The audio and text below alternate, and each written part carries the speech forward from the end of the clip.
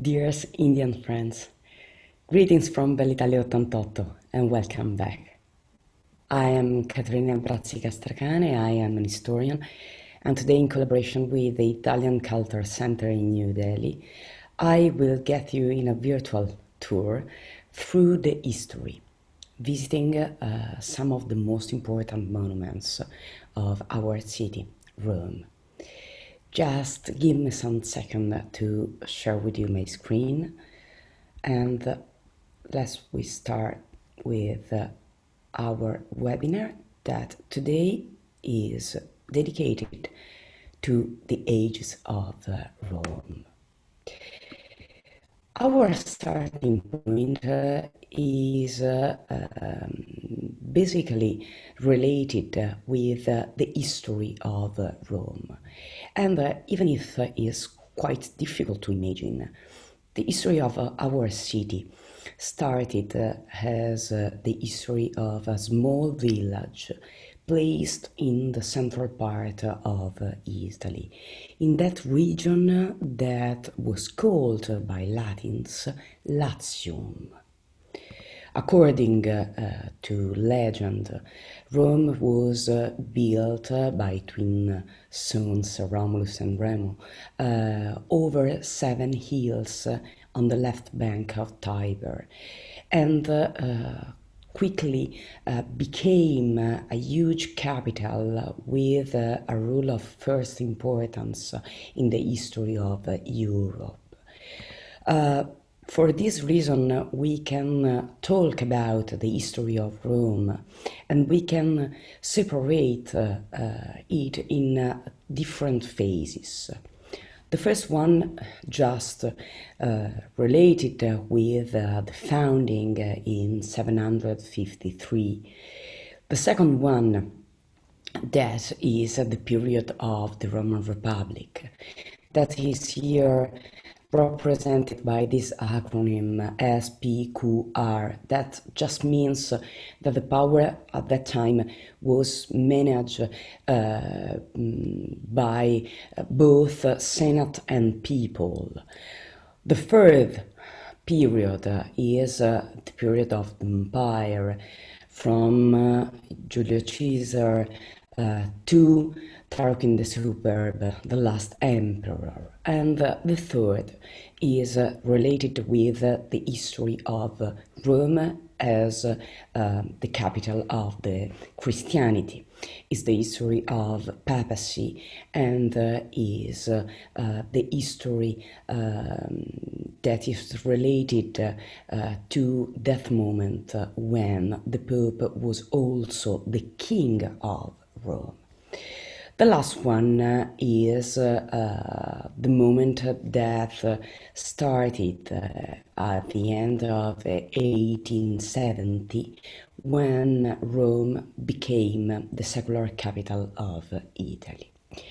And now Rome is a sort of museum that we can call city, with all the great ruins of our past, but also the problematics and difficulties of a modern capital.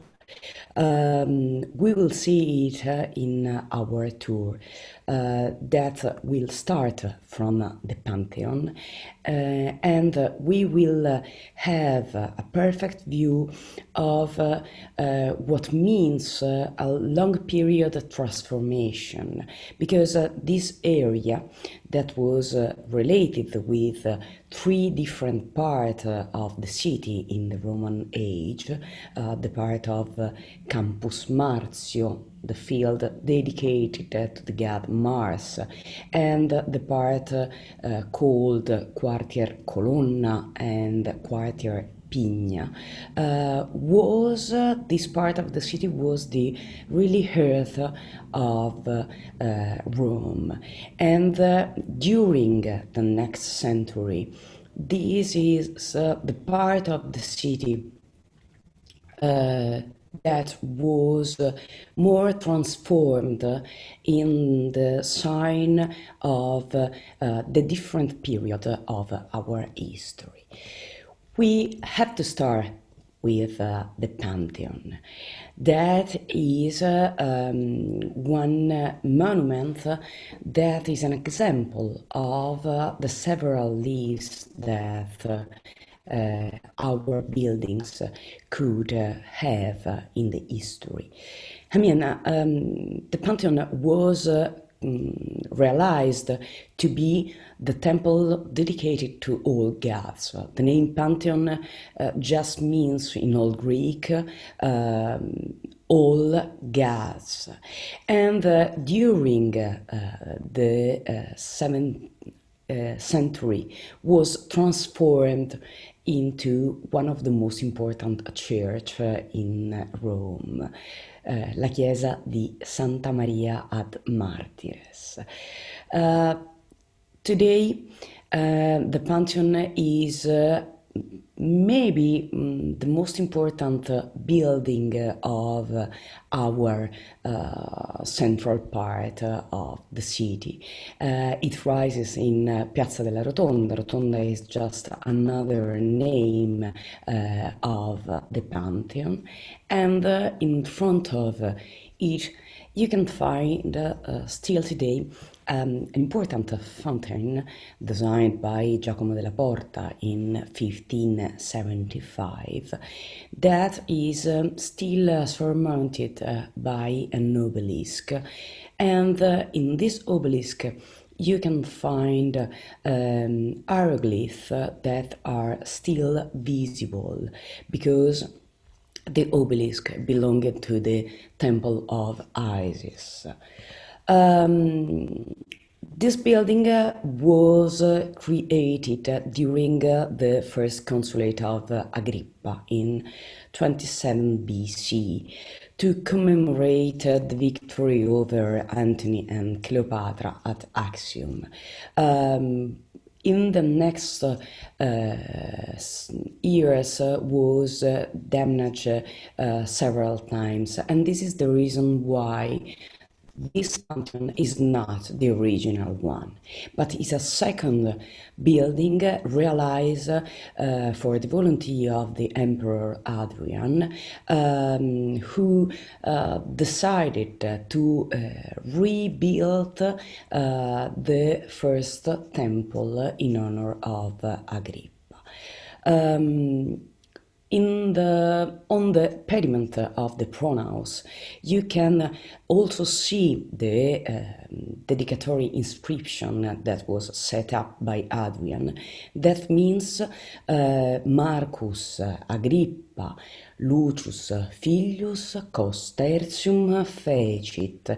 I mean, Marcus Agrippa, son of Lucius, during the third period of consulate, fecit, realized this building. After Constantine, the Pantheon was abandoned, and just in the first part of the 7th century was consecrated as a church and dedicated to the Virgin Mary. During the next centuries, the Pantheon was object of different planes of transformation.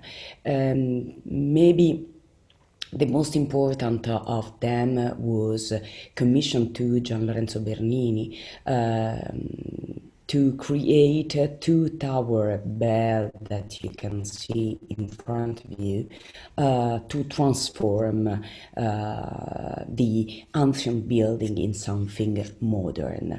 The bell towers would be removed at the end of 19th century, but what I would like you be able to notice is that is a sort of representation of the mentality of the modern age, when it was possible to think, to reuse and to transform all the different building from the ancient time in something new, in something modern.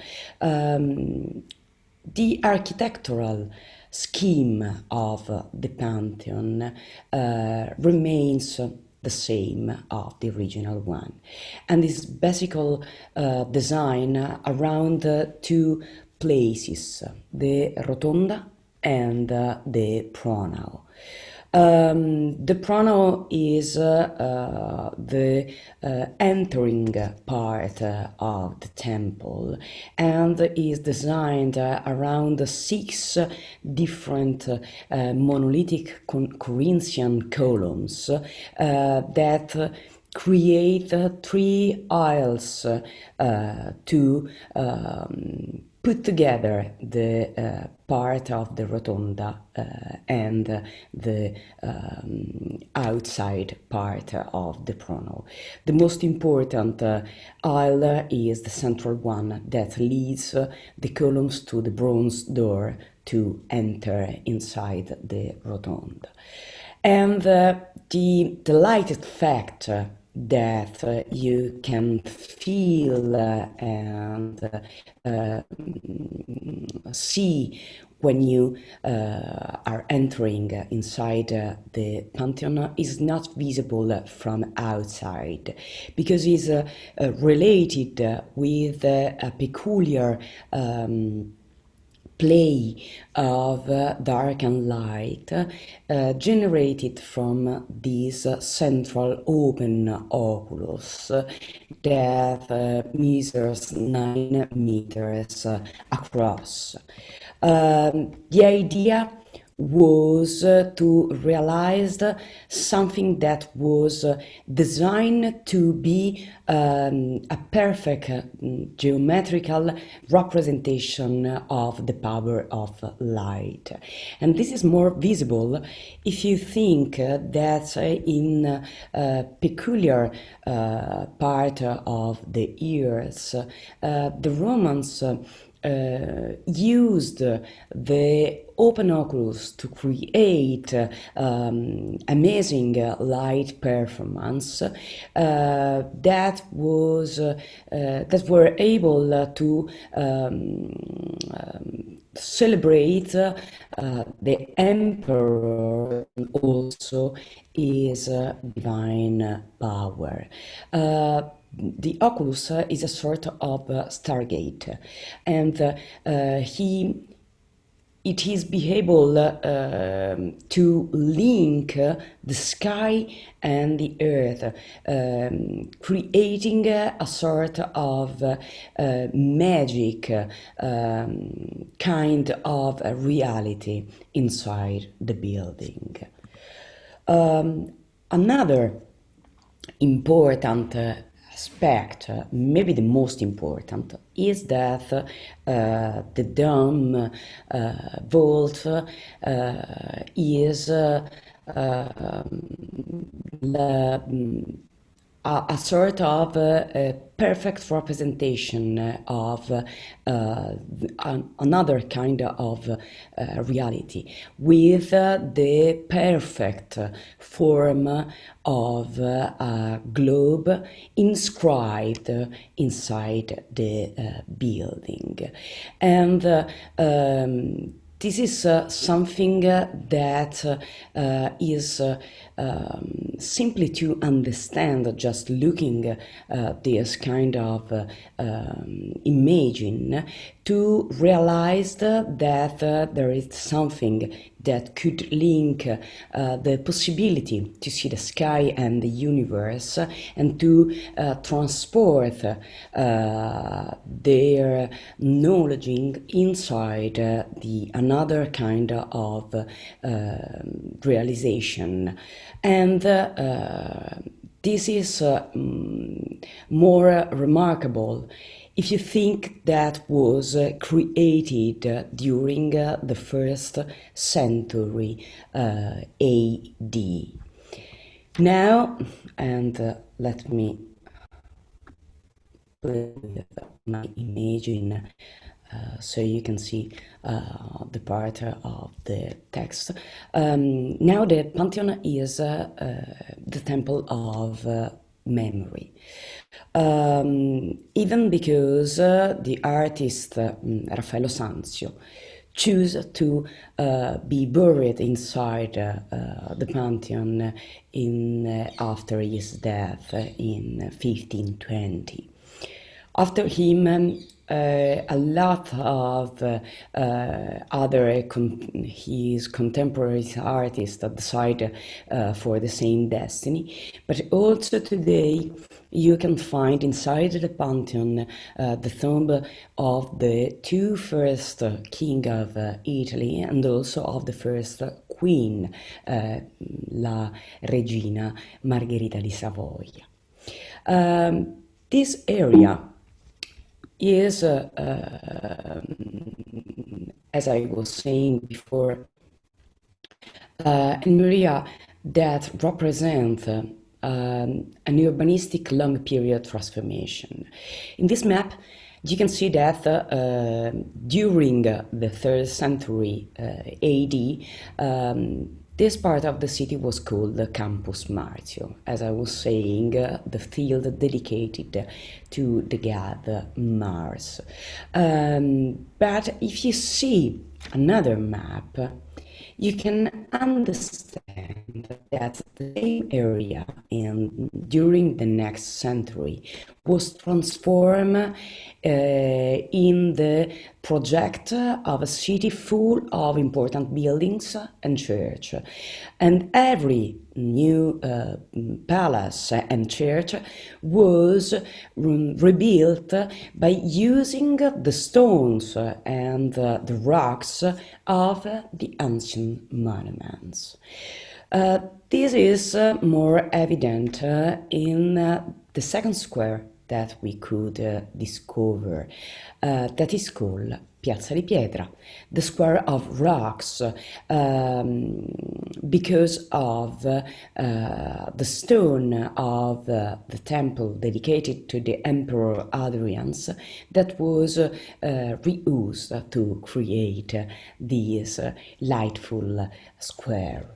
The temple was one important building of that period. It was consecrated in 145 by Antonino Pio, who was the Emperor Hadrian's adopted son and also his successor. And in this image, you can see that the temple partially remains as a conversion into a modern building. Actually, of the original temple, you can see 11 columns with Corinthian capitals, and you can recognize the Corinthian style because of the acanthus leaves. You can still see part of the original wall, and under the space you can imagine that there is a part of the sacred room where only the emperor could enter. This temple was dedicated to Hadrian's because he was the emperor who was able to defend Italy against the barbarian population that wanted to invade Italy, and also was a traveler, someone who was able to defend the empire, knowing and founding different provinces all around the empire. This is the reason why the facade of the temple should be covered with some different panels related with the provinces and the idea of a complex system that the empire should be. The archaeologists found nearby the temple 24 different panels that are now housed in the Musei Capitolini that are related with the representation of the provinces. As you can see, any panel is designed with peculiar details, and each figure is dressed with in a particular way according with the part of the world that they represent. During the 17th century, another architect, Carlo Fontana, decided to transform the temple into something modern, in a custom house, reusing the columns, the facade and the PRONAO to create a peculiar effect of a building with two life, something related with the past and something related with modernity. And this is the imaging that you can still find if you go to Piazza di Pietra still now. Some years later, on the backside of this palace, another architect, Filippo Raguzzini, realized lively and peaceful Rococo square, just playing with geometrical aspect, light aspect, and something similar to theatrical game. I mean, the piazza that is called Piazza Sant'Ignazio was created to be a sort of stage where the line of the carving facade, the window, and the street could play together to create one space suspended between reality and dream. This square that is named after the huge church dedicated to Sant'Ignazio, and that is still now the church of the Company of Jesus, is more remarkable if you see that despite of this huge facade, inside the church there is a secret that speaks language of illusion.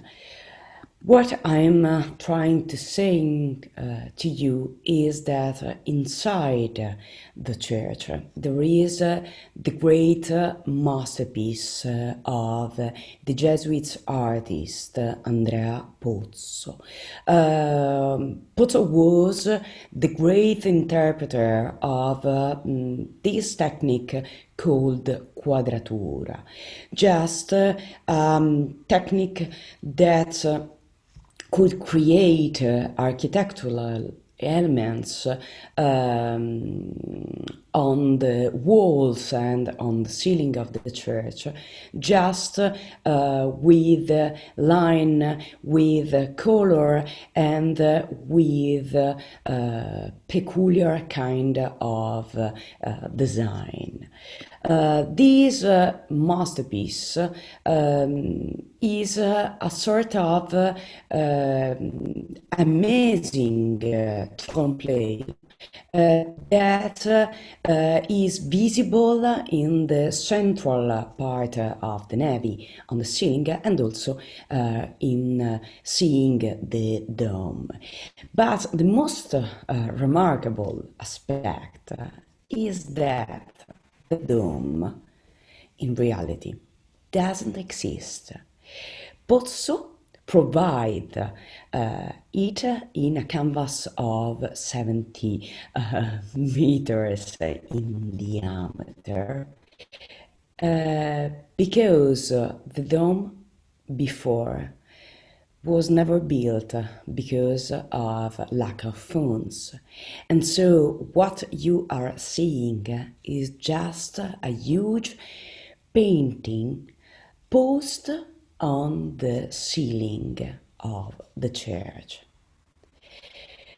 This is an illusionistic effect, and what you can see and what you can feel is that in this case art is be able to give us some sense of magic and something that by a lot of people it could be seen as an interpretation of the divine power.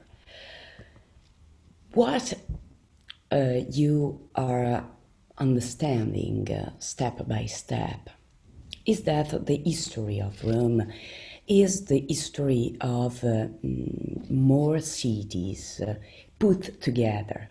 And maybe we can talk about two different life that are put together and that we can discover just seeing the monuments. The first life is the contemporanean life of Rome that is visible and is a sort of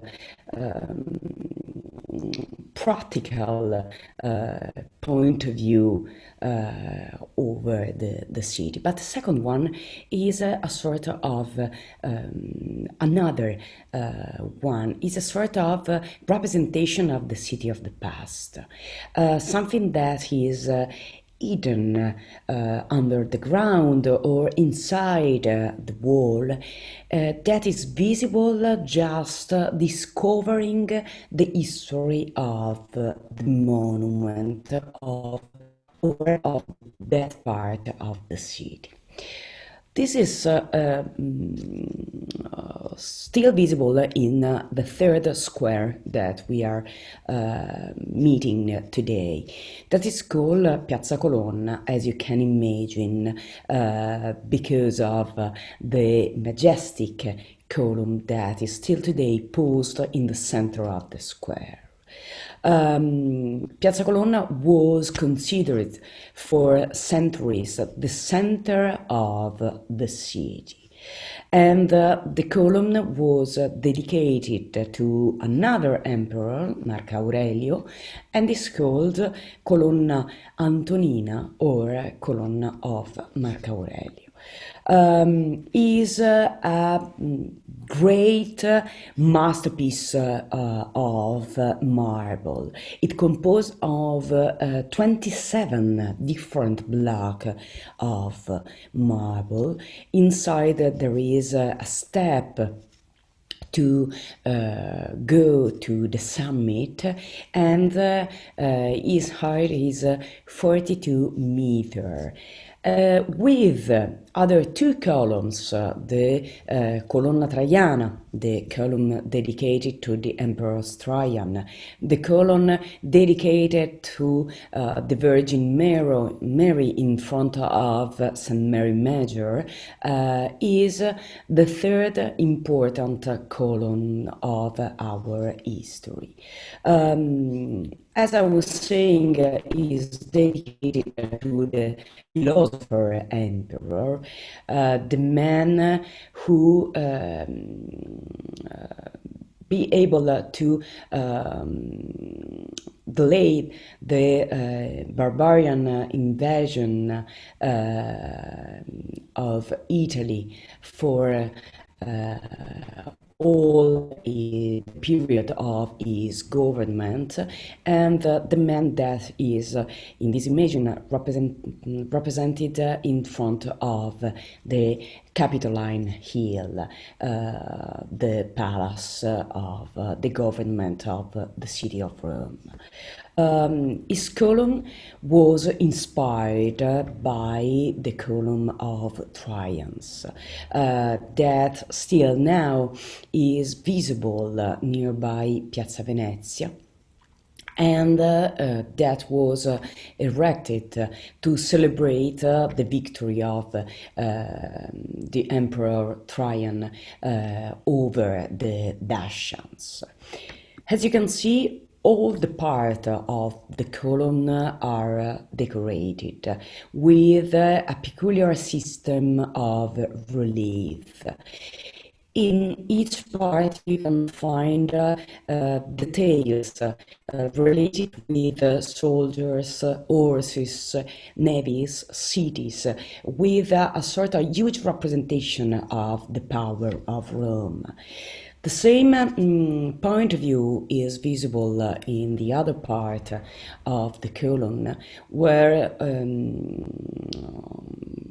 you can see also the part of the village in the lower part of the column that Romans decided to found in the different part of the empire that they decide to transform in provinces of Rome. The summit is now crowned with a huge statue of St. Paul, as the summit of the Trajan's column is crowned with a statue of St. Peter. St. Peter and St. Paul are the main important saints of the city of Rome, and the statue was posed in that place where originally was posed the figures of Marco Aurelio and his wife Faustina. Piazza Colonna remained the center of Rome during the modern age. And this is one of the reasons why the Chigi family, a family of bankers from Siena in Tuscany, a small and wonderful city in Tuscany, decided to acquire in 1659 an old palace that was property of the Aldobrandini family. Since the moment when one member of that family was elected Pope with the name of Alexander VII in 1655, the palace is known as Palazzo Chigi, and his history history was so important for and linked with the history of Rome that in 1961 was decided that the palace was the right palace to post and create inside it the house of the Italian government. The square and the palace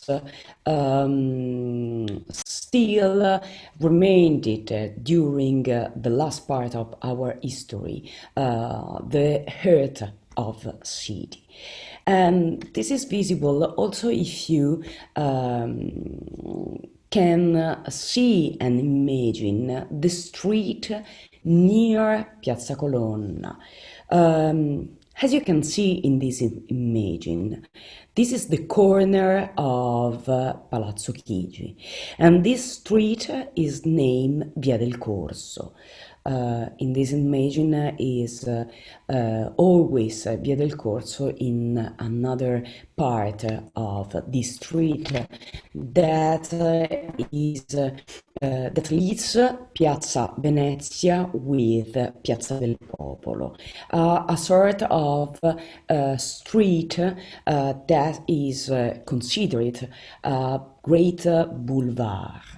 During the first part of the history of Rome as a capital, Rome was object of a huge urbanistic transformation that was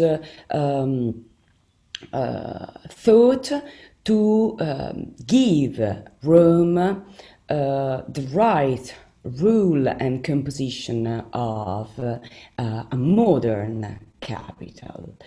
Via del Corso became in this way a sort of great street of representation, and on both sides of the street, several architects decide to create a modern kind of building. One of the most important of them is the palace that you can see on the right side of this street, that is related with this name that you can see on the top of the building, La Rinascente. La Rinascente was the first department store that was realized in Italy. And the department store is something that was able to create a revolution in the way of life in that period that we can imagine posed between the end of the 19th century and the first part of the 20th century. The architect was Giuliano De Angelis, and this building still remains the imaging of one of the most important dress store in Rome. It was completely restored 2 years ago, and is still dedicated to the celebration of a shop as a shrine. By the design of the same architect, nearby the Rinascente Palace, we find a sort of pedonal gallery that was realized in the first part of the 20th century. This imaging is something that could let us understand which was the peculiarities of that architectural style that was used in that period. It's a style that we call call in Italy Stile Liberty, but you can also find it named in different forms. When you speak about England, you can find the style related with art and craft. If you speak about Spain, you can talk about modernism, and if you are thinking to the France, you can think to the style that we call Art Nouveau. Different names for one particular kind of style that was basically concentrated and posed by using just industrial materials as glass, iron cast and bricks.